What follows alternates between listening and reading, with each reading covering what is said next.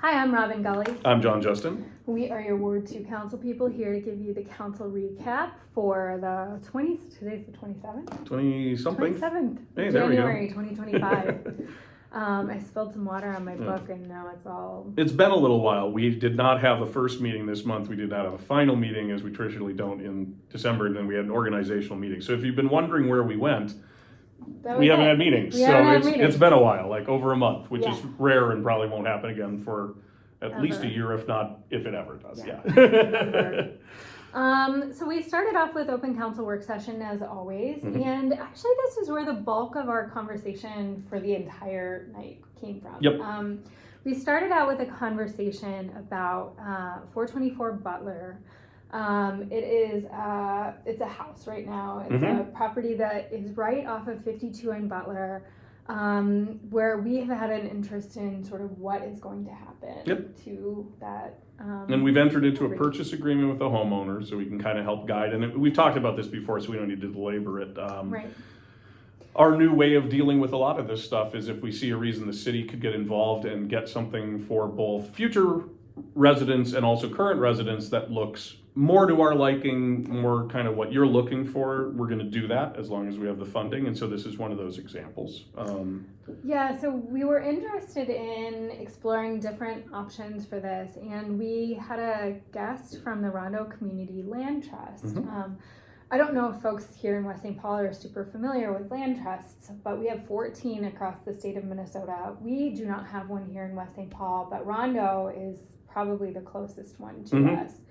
And what they do is effectively they support affordable home ownership by they own land and then they improve it with, say, like a house or in some cases like a condo or townhouses.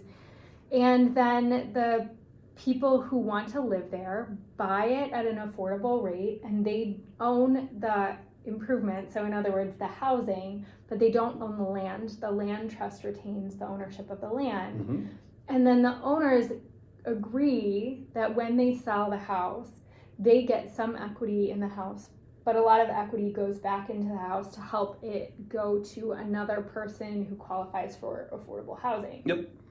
And qualify, it's typically, I think she was explaining that it is generally folks who are between like 60% and 100 and, what did she say, 160% of AMI?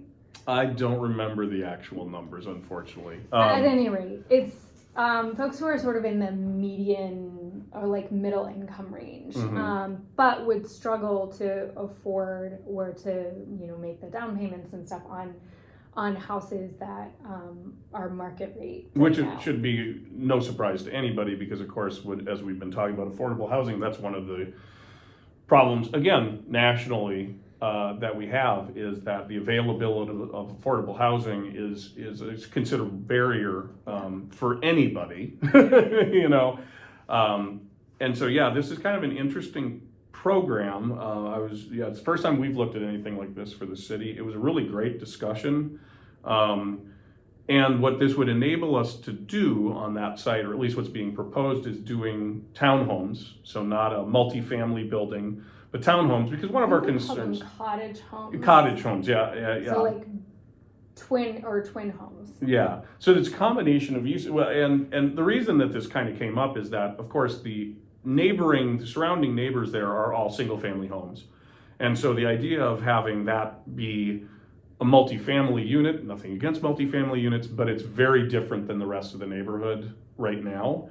Whereas townhomes would seem to fit into the height requirements, all these other things. The interesting thing is, and we've had these requests before, we've talked about it, their intention would be, and they're way before site planning, and we haven't even made an agreement. This is very early. But it was one of those times that we rarely see this, where I think because of the uniqueness of how they do business, they are able to do the single family townhomes that very few developers will do because it is not as profitable to do single level townhomes. And so they were interested in doing a mix of up and overs and also single level, which again, we've had a lot of residents that might be aging out of their current homes Yeah. that have been looking for that. We do have that, but most of it right now is filled. I mean, we do have those, but people tend to stay in them. And so that was great to hear, because I'll tell you, I can't remember the last time the idea of a single level townhome has come up where the answer from the developer, very nice people, hasn't been like, we'd love to, we can't. And so this would give us an opportunity to get some of that much needed housing and much requested housing, and do it in a way that actually, you know, works in perpetuity. It's not like you buy the townhome, you flip it, you double your money, you cash out, you're good. Because of the ownership of the land, they have control over that, which I think would be huge. Yeah, so it would be affordable for forever. Yeah, So I think it's a 99-year term or something like that is what the agreement is. 99-year lease. Yeah. But then every time it gets sold to another family who qualifies for affordable housing, they re-up the 99-year Exactly. lease. So it Yeah. effectively is forever, except like when you buy into it, you can stay in it for as long as for effectively like the rest of your life. Yeah. So it looked, I mean, again, this is just one possible proposal. I'm sure we'll be talking to other people too, but it looked pretty interesting. And one other thing that was mentioned during there, and this strikes close to my heart as a small business owner, they also, not on this site, but they also have done work in the commercial sphere. And the example they had is they had a spot in St. Paul where average per square foot cost was $35. I won't get into how this all works, because if you don't need to rent a location, you don't need to know it.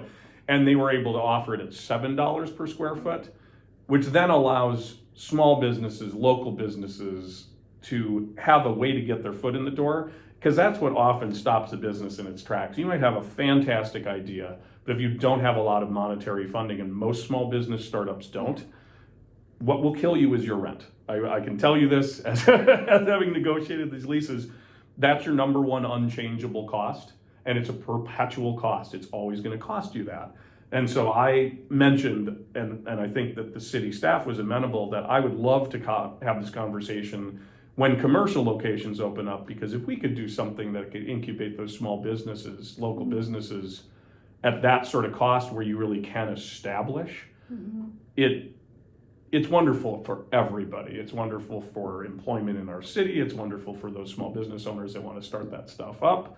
As they succeed, they move on into something where maybe they're successful enough to have a building, build a building, and other people move in, similar to the housing. So I'm hoping that we'll have some conversations, because that would be huge. I think that every time I talk to somebody who wants to start something up, that is the biggest barrier. Is every place I talk to, I can't afford the rent, and I can't get started because I can't get a space to start. And so if we can do some of that, again, this site doesn't work for it, but if we can establish that partnership, we have so many, definitely people who have big ideas Mm-hmm. or small ideas, Yeah. small business ideas, but also Absolutely. we have lots of businesses that already operate locally within people's houses and things, and they do well to have a retail space, Yep. and we would love to have them have Yep. a retail space, but they can't Yeah. afford it. Yeah, the And inability to grow, you hit a line on what space you have, and it's the biggest concern for a lot of businesses that I talk to is how can I afford to continue to stay in West St. Paul? How can I afford to start up in West St. Paul? And we want everybody to stay here, and we want everybody to start here, because that's the goal. That's So what I we're think aiming for. Yeah. there'll be a lot of interesting conversations. The organization seemed really on top of things. They were able to answer all the questions. They've been around great since presentation. 1993. Yeah, so which is- they've been doing this for a long time. Yeah, their experience. So I think it'll be interesting to see how that develops. Again, like always, I have to say, nothing is written in stone. We don't know that that's what's going to happen, but it was a great meeting. Yeah. And then we went into talking about the 4D1 program again, which we've talked about before. Yeah, basically we had a conversation about solidifying our affordable housing plans. We're committed to affordable housing. There are sometimes counterintuitive ways that affordable housing works, which is something I think I've learned by being on the council more than I would have known beforehand. Mm-hmm. So I understand when it seems like a simple solution. If you build affordable housing, then you have affordable housing. Unfortunately, we have seen that that's not always the way that new build affordable housing works. And the best intentions in the world do not always lead to the best results. And so we're really trying to kind of have a very written out, codified idea of how are we going to continue to create affordable housing. And it's a combination of things. It's expanding the housing availability in general, through market rate, through other things, through townhomes, through all of this possibility. But it's not all about building new housing. And that's where we get into this 41 category. Should I go through it real quick? Yeah, sure. Okay. Basically, it allows somebody who is giving the money back to the residents of the apartment the ability to pay 20% of what their otherwise property tax would be. But that 80% above that has to go back into the building. Facility and the betterment of the residents. Now, the problem is, a lot of times that can turn, I'm not going to point out any particular developers, I'm not trying to do that, but a lot of times what that can turn into is basically increasing the profitability for the developer to make them more comfortable with making a decision to build something. And that's not what we're trying to do with affordable housing. We're trying to bring it back to the people that need that housing. And so we won't get into the weeds on the 2% and all this other stuff. The point is there's a cap of where at a certain point up to a certain point, we have to allow it if somebody applies and meets the qualifications. But after 2% of that is filled, then we as a council and as a staff can say, this one works, this one doesn't, we choose to grant this to you, but not to you, et cetera. And so part of that is, we're gonna focus that 40I on existing, what they call naturally occurring affordable housing. And what that means is stuff that is already in town. And I think the general feel of the council is if we can take this 40I money that we're gonna have to put somewhere and put it in places where it allows them to improve the exterior, improve the security and the safety of their tenants. That's really the goal. And doing it for new builds is not necessarily that's the same thing, because as I said, if you're building a new build, you shouldn't have to do improvements. You just built it. Your security should be taken care of. And so what's left is this reserve account thing, which again, kind of gets into that other thing I was talking about. And so basically, it's an inevitability this 2% is going to happen, which does move tax burden onto other people, but we have no control. We have to accept up to 2%. But we're going to try to do that in a mindful way where instead of using that to sort of subsidize new builds, we would be improving the stock that we have here already, which I think does more for the quality of life for the people that currently live there, quality of life for people that might move into there, allows people the mobility to move around and not be stuck in a place that they're not happy with. So it's complicated, but at the end of the day, we're continuing to always look at how do we do affordable housing when it's not something we can just make happen in West St. Paul. There's all these exterior pressures. Again, on a national level, this is a problem. Yeah. We can't fix it in West St. Paul by finding money that's lying in the couch cushions and trying to spend it. We need to have a larger conversation about this, but we can use the tools we have in as good a way as we can. I think that's the plan there. Yeah, so our goal in the next several months to however long it takes is, so, effectively we want to try to target specific places where we think this could make a difference, and where it's not just going to go back into somebody's reserve account or, right. We want it to really go into the building. So our goal as a city is going to be to reach out to apartment owners who own buildings that we think could benefit from this kind of investment, and then encourage them to apply, and then to help them actually apply for this. It's not exactly a fund, but for these funds to be able to reinvest in their buildings. So, the hope would be that some of the buildings that are, let's say, like, not as refreshed in terms of like security or new roofs or paint or whatever, that they could use this kind of funding to reinvest in the buildings. And the hope is that if you're a building owner, even if you're, and many building owners are wonderful people, even if you're a callous building owner that's into your own profit, if you have the opportunity to take the money and give it to property tax, or you have the opportunity to take that same amount of money, you're going to spend it either way, and put it into making your building a better thing. It's smart for the person who owns the building. It's better for the people that live in the building or will live in the future. Yeah. So it's kind of a win-win, even if you're just being purely capitalistic about it. But at the end of the day, the results we want is we want safe, affordable Good affordable housing for for folks, people yeah. that live here. So, Which was actually the bulk of what we talked about the Mhm. entire night tonight. Yep. And in fact, I'm gonna say we jumped into the council meeting after that. There wasn't a lot on the council meeting agenda. I do want to say we had a proclamation on Black History Month. Yep. So recognizing and talking about Black History Month.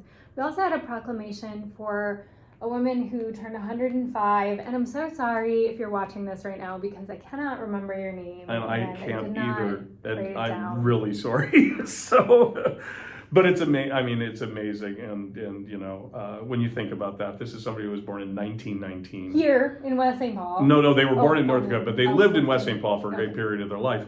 And $105. I am always I'm always fascinated by the idea of it's hard for me to wrap my head around living through the time period from 1919 and now and all of the changes. I mean, in my life I've gone through a lot of changes, but not the sort of changes that post World War I into World War II, into the Civil Rights Movement, into all of these things, these, you know, that we learn about in history books, but to have somebody who's experienced that in our city is amazing. Amazing. So I'm so happy sorry we birthday. don't know your I'm name. so sorry we don't. Happy birthday to you, Yes. though. That's amazing. So Yes, happy birthday. We just had a couple of community comments that are definitely worth mentioning. Connie Lacombe, thank you so much for your heartfelt comments. Mhm. And just want to say we are working every single day to make the city as safe and as accessible and as inclusive as possible. Yep. Jim Probst reminded us that Winter Fun Fest is coming up February 15th from 2 to 5 at Dodge Nature Center. So Mhm. please get out and go to Winter It's Fun really Fest. fun. Super If you have not been there, it's really fun, and it's crazy how many people come out. And I know that, of course, the weather did not cooperate last year, and it might not cooperate again because this weather is this weather. Even if it doesn't, if there's not snow on the ground, I went there 2 years ago, I think it was, when it was basically muddy and whatever. People were having a fantastic time. It was super fun. Hopefully there'll be snow. They'll be able to do all the winter related events they want to do. But even if there isn't, I'd really encourage people. It's such a cool time to get together. And it reminds me of how great West St. Paul, Celebrate West St. Paul has Yeah. become. And Winter Fun Fest was there before that happened. And I think that in some ways it was not a bad model to look at what could be done there and see what we could do as a city. But yeah, both of those are great events, and they're conveniently spaced about 6 months apart from each other. Yes. So go to both of them. Yeah. But yeah, I'm really looking forward to being there. And if you have the chance, I would really, it's at the Dodge Nature Center, really encourage you to go. You'll meet people that you didn't know lived in your community. It's a really wonderful event. Everybody's very happy to be around other people. It's cool. So And then he also mentioned Small Business Saturday doing another meal packing event. But now we more- won. Now it's important. more The most yes. important thing to mention at first is that we beat South St. Paul. I'm just kidding to those of you that watch this that are in South. I'm kind of kidding. It's a friendly It's rivalry, fun. but I like winning stuff. It's fun to win. But yeah, the bigger thing was this huge event that people participated in. 37,000 meals were packed. Yes, I think The goal was 30,000 and it beat it by a significant amount. So they're raising the bar to 55118. yes, yeah, 55,118 meals. Which you might note why that's an important number for West St. Paul. So. I just totally get But we it. got a wrestling style champions belt that I still feel like all of us should be required to wear at one point or another. But I mean, we'll it's pretty see. great. Yeah, I didn't get a chance that's to try it pretty on. great. The mayor took a picture of it. Yeah. The mayor should wear it all the time. That's what I propose. The mayor just wearing it every until the meeting. next competition. I don't think that flew, but we'll keep working on Yeah, it. we're working on it. And then Mike came in and had a couple of different just questions about things that were happening, but specifically asked us if we would take a little bit longer on phone calls. Yep. So I think we're going to try to wait a little bit longer. Yeah, for the during call-in the option, because meeting. apparently he had some trouble getting through and the 30 seconds wasn't sufficient. So we'll look at that. And So he asked about the definitely polar let us plunge, know. and once again, I didn't write that down, so I'm doing a great job. But the polar plunge will be happening this year. Coming up soon. It's primarily Yeah. our police department, but they are always kind enough to invite all of us to participate if we want to. Well, a certain number of us, because we can't do quorum. But anyway, but yeah, it's a great event, and that's coming up soon. It'll be fun for the sort of people that are willing to jump into a frozen body of water without being worried about it. So For people someday who maybe I'll call get that fun. somebody. It'll be I'll fun. somebody I'll either be brave enough or crazy enough or unconcerned about my own comfort enough to do it, but I can't guarantee this year. Every time I think about it, I'm like, I like being warm. Yeah. And then we just went into the EDA meeting, but really it was just an amendment to the proposed agreement. Yeah, For the final purchasing of 424 Butler. And also congratulations to Mayor Napier for being elected president of the EDA, and Lee Sang-Sarn, both for being reelected, I should say, to Lee Sang-Sarn for being reelected as vice president of the EDA. So thanks, guys. That's what, thank you. That's what we've got for tonight. All right. That was it. Well, and welcome to 2025, everyone. Oh, and we're doing our strategic planning is coming up soon. I believe that's in March. Yeah. And so if there are things that you think we should be thinking about or addressing or bringing to the table for that, you know where to reach out. Please do. And please do. We used to do it every year, and now we've started going to an every other year cycle, and which I feel like has worked well. But now is a really good time for us to. Yeah, I think doing it every other year gives us time to actually implement. do significant changes if we need to, or have big new ideas. Whereas having done it many times, it did turn into kind of the same sort of priorities every year, slightly tweaked.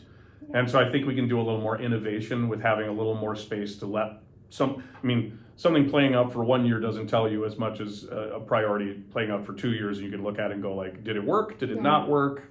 Do we need to amend it? Do we need to increase it? Whatever. But if you have ideas, things you'd like us to be looking at for planning for the future of the city, now would be the time next month or so to send it on over. Thanks, everyone. Have a good day.